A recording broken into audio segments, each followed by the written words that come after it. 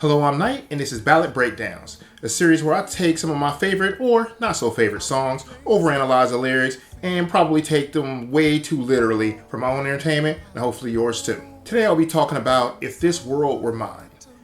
Originally sung by Marvin Gaye and Tammy Terrell, but honestly, I grew up with the version with Luther Vandross and Cheryl Lynn, and we're going to talk about that one, or at least that's the one I like the best. It may be the music behind it, I don't know. Either way, great rendition. So the original came out in 1967. Cheryl and Luther's version came out in 1982 on one of Cheryl's albums. Now, pretty much anybody who's heard Luther knows about everything he does is amazing. But this song was written by Marvin Gaye, and it's the lyrics that I'm going to make fun of. So at the beginning of the song, he states that if the world were his, he would place at her feet all that he owns. But the problem with that is he owns everything, and you can't really place everything at her feet. Besides, I don't think she'd want toxic waste and tigers placed at her feet.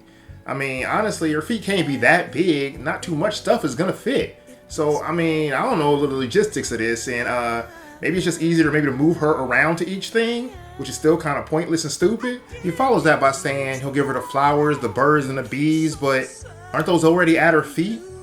And also, does she want all of these things? What is she gonna do with them?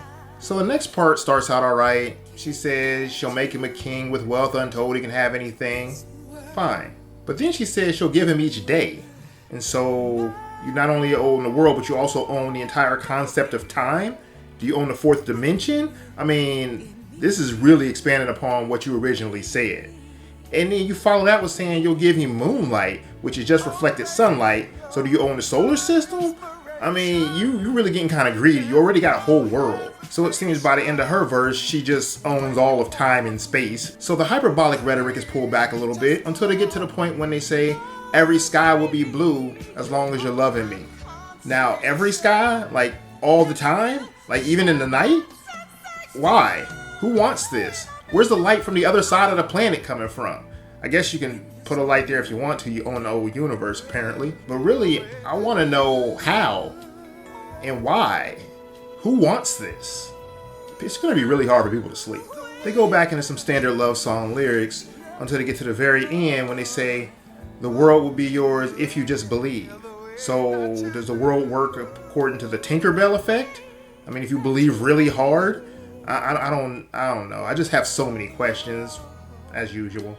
Anyway, if you like this, subscribe, follow, like, share. You know how this works. I already have a few more ballads I'd love to break down for you. If you have any suggestions, feel free to leave a comment, and maybe one of yours will be next too. Until next time.